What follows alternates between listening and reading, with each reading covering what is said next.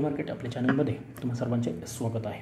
आज जे काही व्होलटाईल सेशन झालेलं आहे म्हणजे निफ्टी, बँक निफ्टी किंवा ओव्हरऑल मार्केटमध्ये, त्यानंतर आता जे शेवटचे 2 दिवस आहे मेच्या एक्सपायरीला, त्यामध्ये उद्याच्या दिवसात कशा पद्धतीचं कामकाज होऊ शकतं आणि काय महत्त्वाचे लेवल असतील ते आपण या व्हिडिओमध्ये पाहणार आहोत। त्या अगोदर आपण काल काय डिस्कशन केलेलं होतं की मार्केट अपसाईडला जाण्याचे चान्सेस आहेत, पण ट्रिकी राहू शकतं। म्हणजे काल आजच्या दिवसासाठीच नाही तर या पूर्ण आठवड्यासाठी जे मी वीकली ॲनालिसिसमध्ये डिस्कस केलेलं आहे ना, ते आज पुन्हा एकदा सांगेल। आता फक्त महत्त्वाचं काय आहे, जास्त क्रिटिकल न बनवता अगदी सिम्पल ठेवूयात आपण।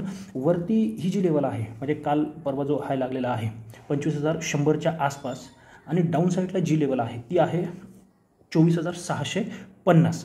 तर आता याच्यामध्येच पुढचे 2 दिवस गेले तर आश्चर्य वाटायला नको, किंवा त्याच पद्धतीचं कामकाज होण्याची शक्यता खूप जास्त आहे। म्हणजे एक साईडवेज सेशन या पद्धतीने पाहायला मिळून आता काय झालं, ही रेंज खूप मोठी येते आहे। म्हणजे अगदी 700 ते 100 जवळजवळ 450 पॉईंटची, म्हणजे 650 आहे इथे आणि 25,100, तर जवळजवळ 400-450 पॉईंटची एक रेंज येते आहे। एक अगदी 6 महिने वर्षभरापूर्वी 450 पॉईंट म्हणजे एक मोठा ट्रेंड मानला जायचा निफ्टीसाठी, पण सध्या तशी परिस्थिती राहिलेली नाही आहे। एका दिवसामध्ये 250-300 पॉईंटची मुवमेंट अगदी निफ्टीमध्ये आरामात होती। आजही जर तुम्ही पाहिलं तर 700च्या आसपास लो आहे आणि 25,100च्या आसपास 25,050 थोडक्यात, तर 350-400 पॉईंटची मुवमेंट आज पूर्ण दिवसभरामध्ये आपल्याला पाहायला मिळालेली आहे। म्हणून याच्यामध्येच कदाचित पुढचे 2 दिवस आपल्याला कामकाज होताना पाहायला मिळणार आहे, आणि ते मनाशी पक्कड ठरवूनच ट्रेड प्लॅन करा ज्या पद्धतीने विक्स आहे।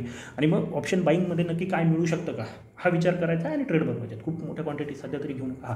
याच्या बाहेर जर पडलं ना तर एक चांगलं शॉर्ट कवरिंग आपल्याला पाहायला मिळण्याची शक्यता आहे। मग आता याच्याच आधारावरती आपण उद्या कशा पद्धतीचं कामकाज करू शकतो हे लक्षात घेऊया। सगळ्यात महत्त्वाचं लेवल डिस्कशन करण्याच्या अगोदर सध्या काय होते, खूप मोठी मुवमेंट काही वेळातच आपल्याला पाहायला मिळते। त्याच्यामुळे ऑप्शनचे जे प्रीमियम आहेत ते स्पाईक होत आहेत। पण प्रॉब्लेम काय होतो, समजा एखादा ऑप्शनचं प्रीमियम इथे 100ला ट्रेड करतोय, स्पाईक होऊन तो 200 पोहोचतोय, पण पुढच्या 10-15 मिनिटामध्ये परत तो 100, 80-90, 100-80-90 असं करतोय। सेम वे कॉल पुट दोन्ही असते तर याच्यापासून सावध राहायचं आहे। आणि हा ट्रेड म्हणजेच आपला ट्रेड होता असं समजून घ्यायचं नाही आहे। डिरेशनल ट्रेड नक्कीच मिळतील, पण सध्या याच्यापासून थोडं सावध राहायचं आहे। बरं, आज काय झालेलं आहे, आज ओपनिंग नंतर पहिल्या 2 कॅन्डल अगदी परफेक्ट रेड कॅन्डल ज्याला आपण म्हणतो फॉर्मेशन तसं झालं, पण ही लेवल खूप महत्त्वाची होती। मी टेलिग्राम चॅनललाही अपडेट केलं होतं की हा सपोर्ट आहे, आणि इथे आल्याच्यानंतर म्हणजे निफ्टीसाठी असेल 750च्या आसपासची लेवल, आणि बँक निफ्टीसाठी होती 55,000च्या आसपासची, आणि दोन्ही ठिकाणी अगदी चांगला सपोर्ट घेतला। इथेही एक 200-250 पॉईंट 300 पॉईंट अगदी वन गोमध्ये आपल्याला पाहायला मिळाला, आणि ते बँक निफ्टीमध्ये जवळजवळ 700 ते 800 पॉईंट पाहायला मिळालेले आहेत। बऱ्याच जणांना इथे प्रॉफिट करणं डिफिकल्ट गेलं असेल। आमच्याकडे BTST होता, ऑलरेडी लॉसमध्ये चाललं होतं, इथे ॲव्हरेज केला आणि तो नंतर प्रॉफिटमध्ये काढलेला आहे। बाकी नवीन पोझिशन बनवणं खूप डिफिकल्ट होतं। तुम्ही बनवलं असेल, चांगला प्रॉफिट केला असेल तर वेल अँड गुड, नसेल केला तरीही जास्त वाईट वाटण्याचं कारण नाही, फक्त मोठा लॉस सध्या करायचा नाही आहे। आता उद्या महत्त्वाचं काय आहे, डाऊन साईडची जी लेवल आहे ना ती खूप इम्पॉर्टंट ठरू शकते, ती आहे 650। मग उद्या फ्लॅट ओपनिंग नंतर किंवा थोडंफार गॅप अप, थोडंफार गॅप डाऊन नंतर अपसाईडचा ट्रेड मी सध्या तरी थोडा अवॉइड करण्याचा विचार करेल। कुठपर्यंत, ॲटलिस्ट ही जी लेवल आहे 950ची, 24, 930, 950, खरं तर 920 आहे, परंतु थोडं क्वेश्चन घेऊन आपण 950 घेऊया। जोपर्यंत याच्यावरती मार्केट निघत नाही आहे किंवा सस्टेन करत नाही आहे ना, अपसाईड थोडं अवॉइड करणं आहे। बेस्ट ट्रेड काय ठरू शकतो, फ्लॅट ओपन होऊन मार्केट थोडं खाली येईल किंवा इथे थोडा वेळ सस्टेन करून एक ब्रेकडाऊन देईल, तो 780चा असू शकतो, 820चा असू शकतो, कुठे ओपन होते त्यावरती, आणि मग 650 ही लेवल टेस्ट होण्यासाठी हा एक ट्रेड तुम्ही प्लॅन करू शकता जो डाऊन साईडचा असेल, किंवा जर डाऊन साईडचा ट्रेड प्लॅन नसेल करायचा तर ही मुवमेंट होऊ देत। मग ते फ्लॅटने असू देत, गॅपअपने, गॅपडाऊनने, इथे येऊन 650च्या आसपास येऊन मार्केट 650 असू शकतं, 70 असू शकतो, जिथे हे फॉर्मेशन बनेल। मग डबल बॉटम असू द्या किंवा एखादं कोणतंही बुलिश फॉर्मेशन असेल त्याचा ब्रेकआउट येईल, किंवा एखादी कॅन्डलस्टिक पॅटर्न असेल त्याचा ब्रेकआउट येईल, तर ते एक चांगलं बाईंग आपल्यासाठी ठरू शकतं। 15 ते 20 पॉईंटचा तुम्ही स्टॉप लॉस प्लेस करू शकता जिथे ट्रेड मिळेल त्यानुसार, आणि मग अपसाईडला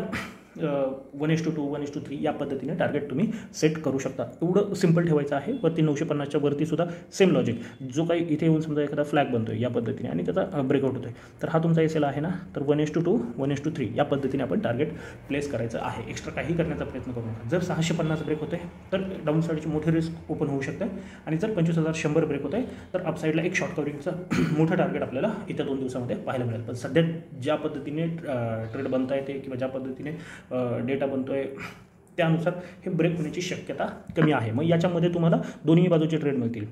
रेजिस्टन्स जवळ पोहोचत आहे तर छोटा मोठा स्टॉप लॉस प्लेस करून तुम्ही डाऊन साईडचा ट्रेड प्लॅन करा. सपोर्ट जवळ पोहोचत आहे तर छोटा मोठा स्टॉप लॉस प्लेस करून अपसाईडचा ट्रेड तुम्ही प्लॅन करू शकता. फक्त ऑप्शन बाईंगमध्ये खूपच मोठं काही मिळेल ही अपेक्षा पुढच्या 2 दिवसासाठी ठेवू नका. आता बँक निफ्टीमध्ये काय होऊ शकतं? बँक निफ्टीने सुद्धा सेम कामकाज झालेलं आहे. बँक निफ्टीमध्ये सुद्धा तेच आहे. डाऊन साईडला 55,000 सध्या तरी दिसतंय, पण अगदी सेफर साईड डाऊन साईडचे जे ट्रेड आहे ते 54,800च्या खालीच आपण प्लॅन करणार आहोत. मग जसं निफ्टीसाठी 650 आहे, उद्या इथे सुद्धा जर मार्केट थोडा वेळ सस्टेन करून जर ब्रेकडाऊन येते तर 54,800साठी तुम्ही एक ट्रेड प्लॅन करू शकता. 55,000साठीच करा सुरुवातीला आणि मग 55,000 कशा पद्धतीचं फॉर्मेशन होतं. जर मोठ्या कॅन्डल बनत आहेत तर 54,000चा विचार करू शकता. कॅन्डल जर छोट्या छोट्या बनतात आणि सपोर्ट घेण्याचा प्रयत्न करते तर 55,000ला प्रॉफिट बुक करायचा आहे. सेम वे 54,800 जवळ येते एखादा डबल बॉटम किंवा हॅमर किंवा कोणतंही बुलिश फॉर्मेशन बाईंगची सिच्युएशन अपसाईड जोपर्यंत पुन्हा आता 55,700च्या वरती सस्टेन होत नाही, एखादी 15 मिनिटाची कॅन्डल बंद होत नाही, तोपर्यंत अपसाईडचा विचार करायचा नाही आहे. तोपर्यंत या रेंजलाच प्ले करायचं आहे. त्यामुळे मी आज एक्स्ट्रा कोणत्याही लेवल डिस्कस करत नाही. अगदी एवढं छोटंसंच लक्षात ठेवा. इथे सुद्धा 54,800 55,700 खरं तर 55,000 आहे कुशन म्हणून आपण हे 200 पॉईंट पकडलेले आहेत.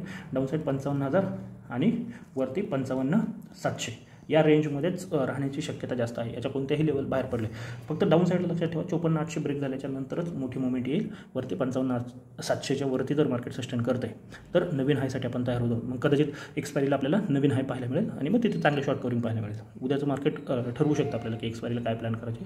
तोपर्यंत एक्स्ट्रा एफर्ट घेऊ नका. मी पुन्हा एकदा सांगतो तोपर्यंत एक्स्ट्रा एफर्ट घेऊ नका.